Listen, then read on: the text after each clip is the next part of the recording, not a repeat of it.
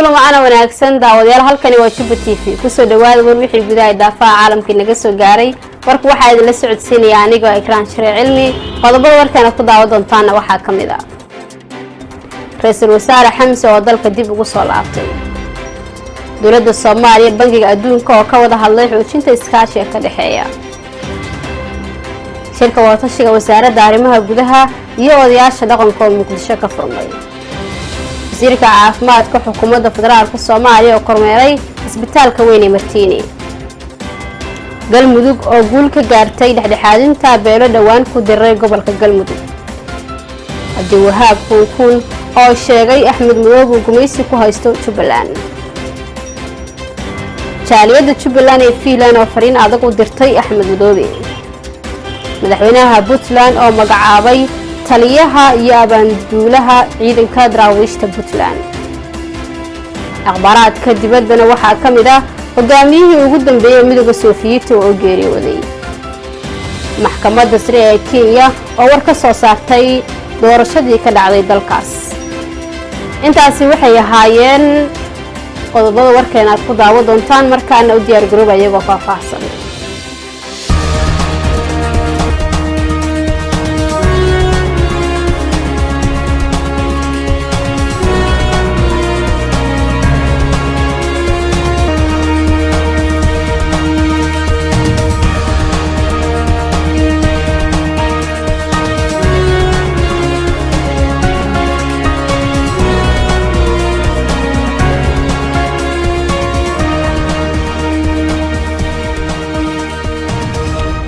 isku soo noqo wanaagsan daawadayaal qodobka ugu horeeya ee warkeena Ra'iisul Wasaare Xamse ayaa dib ugu soo laabtay dalka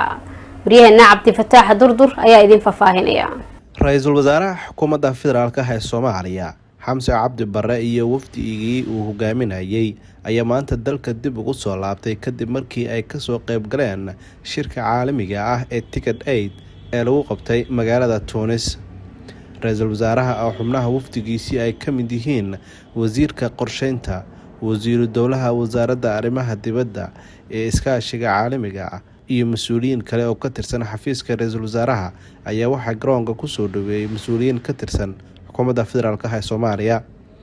Ra'iisul Wasaare Xamse ayaa intii uu socday shirka caalamiga ah ee Tokyo ee horumarinta Afrika waxa uu la kulmay madax kala duwan oo ka soo qayb gashay shir madaxeedka isagoona ka jeediyay shirka khudbad taabanaysay dhinacyo kala duwan sida amniga abaarta cuniyarida isbedelka cimilada iyo saameynta ay keentay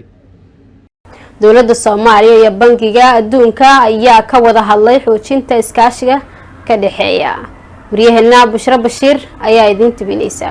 Ra'iisul Wasaaraha xukuumadda federaalka Soomaaliya Xamse Cabdi Barre ayaa maanta qaabilay maamulaha bangiga adduunka ee Soomaaliya Christina oo ay ka wada hadleen wada shaqeynta bangiga adduunka iyo hay'adaha dawladda federaalka Christina waxay xog ka siisay Ra'iisul Wasaaraha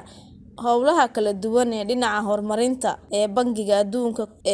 adduunka uu ka wada Soomaaliya gaar ahaan dadaalka iyo gacanta ay ka geysanayaan gurmadka abaaraha Ra'iisul Wasaare Xamse ayaa ugu mahadceliyay taageerada bangiga adduunka uu siinayo Soomaaliya isagoo ku dhiirigeliyay inay si dhow ula shaqeeyaan hay'adaha dawladda iyagoo hooshooda ku saleynayn qorshooyinka ahmiyadda ay u leedahay xukuumadda shirka wadatashiga wasaaradda gudaha iyo odayaasha dhaqanka oo Muqdisho ka furmay shirka wadatashiga wasaaradda arrimaha gudaha federaalka iyo dib u heshiisiinta iyo odayaasha dhaqanka ee ku saabsan kaalinta odayaasha dhaqanka ee ka qaybgalka dib u xoreynta dalka iyo amniga caasimadda ayaa ka furmay magaalada Muqdisho shirka waxaa daafuray wasiirka wasaaradda arrimaha gudaha federaalka iyo dib u heshiisiinta xukuumadda federaalka Soomaaliya Axmed Macalin Fiqi saakay kulankeenan dhowr ujeedo lahaa waana ku mahadsantihiin inaad subaxii hore way xilligii la balansanaa odayaasha badankooda ay ka soo hormareen noona yimaadeen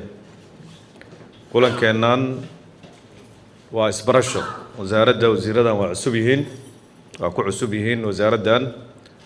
rag xilal kala hayay oo wasiiraha waa ku jiraan inaan isbaranno odayaasha maadaama wasaaradda odayaasha la shaqeysa ay tahay in bal mas-uuliyiintii la isbarto. kaas waa qodobka koowaad, waana barateen oo hortiinana waa ka hadleen wasiiru dowlaha u dambeeyey iyo wasiir ku-xigeenka. intaas ka sokow odayaasha dowrkooda isku sheegi mayno. dowladnimada Soomaaliya 20 iyo dhowrkii sano oo la soo dhaafay asaas bay u ahaayeen. baarlamaan la dhisayo oo hay'adda u weyna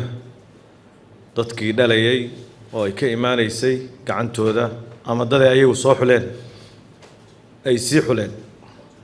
ama si toos ay u qoreen labadaba. odayaashu marka dowladda rukni asaasi ah ayay ka yihiin. waa hay'ad weyn oo hay'adda dowladda ka mid ah, hay'adaha dowladda ka mid ah, waliba midda ugu muhiimsan waa siyaasaddan la qabiileeyay. odayaashu asaas bay u yihiin marba haddii lagu yimid meeshoodii. taas waa qodob oo odayaashu ma ahan waqti gaar oo 4 sanaba hal mar inta loo yeero markaas xildhibaankii iyo maaragtay qofkii wax raadinaya uu soo xasuusto kaliya ma ahane 4 sano shaqadoodii qaybna baarlamaankay ka socotaa, qayb aqalka sare ka socotaa, qayb dowladda xubnaheeda kale ka socotaa, iyagana dee shaqa la isaga baahan yahay. waxaan rabnaa marka dowrka odayaashu hadba meel buu joogaa. dalkan hadda waxaa ugu muhiimsan oo number 1 ah, odayaashu waxay soo qabteen xildhibaanay soo xuleen, dib u heshiisiinada ay ka qayb galaan, qabaa'ilka ay heshiisiyaan, nin walba qabiilkiisu si gaar oo la jeclaadaa nabad iyo baraare. laakiin waxaan rabnaa qabaa'ilka Soomaaliyeed oo isku duuban inaan hal mar la wada jeclaano. waa dalka Soomaaliya markaas inaan hal mar la wada jeclaano oo sida qabiilka hoose aan uga shaqaynayno oo kale tii guudna aan ka wada shaqo galno. dowladda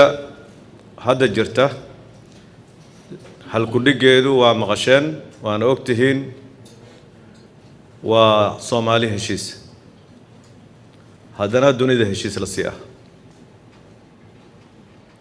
waa halkudhig odayaashu asaas u yihiin. Soomaali heshiisa waxay ka guntantaa odayaasha dhaqanka. qorshe ay la yimaadeen oo hirgalay oo dowladduna hirgelinayso dhinaceeda ka qaadanayso ayaa asaas u ah.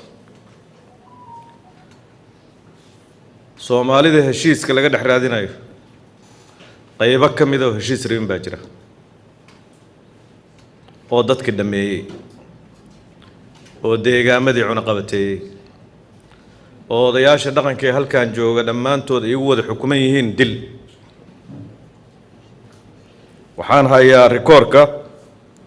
odayaasha 135 ka tirsanaa ee ay dileen waa 29 oo saaxiibadiin ahaa, oo idinla joogi jiray, oo idinla fadhin jiray, oo aad jeclaydeen, oo dadkoodii jeclaayeen 29 ka mid ah waxaa dilay kooxahaas manaxyaasha ah. odayaasha guud oo ay ku jiraan kuwaasi oo ay dileen qiyaastii way badan yihiin, laakiin rikoorka la hayo oo wasaaradda taalla 324 oday waay. 324 oday ayay dileen oo ayaguna siun dowladnimada dhismaheedii qayb ka ahaa, oo ugu dambeysay haddeertaa nabadoon wiigii hore halkan lagu dilay.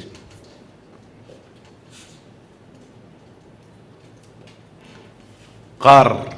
saaka aan joogin toddobaadyo ka hor waxay ku sigteen gacantooda inay ku baxaan odayaasha oo meediyaha laga wareysanayay. xaggan ka baxay, waa gurgurtay xagga yuu dambi ka galay. arrintaas marka ma waxaan fiirsanaa sida xoolihii ariga in mid midna loola soo baxo oo inta kale hortooda lagu gowraco, mise waxaan waa wax la iska qaban karo? bulshadii asaas baa u tihiin,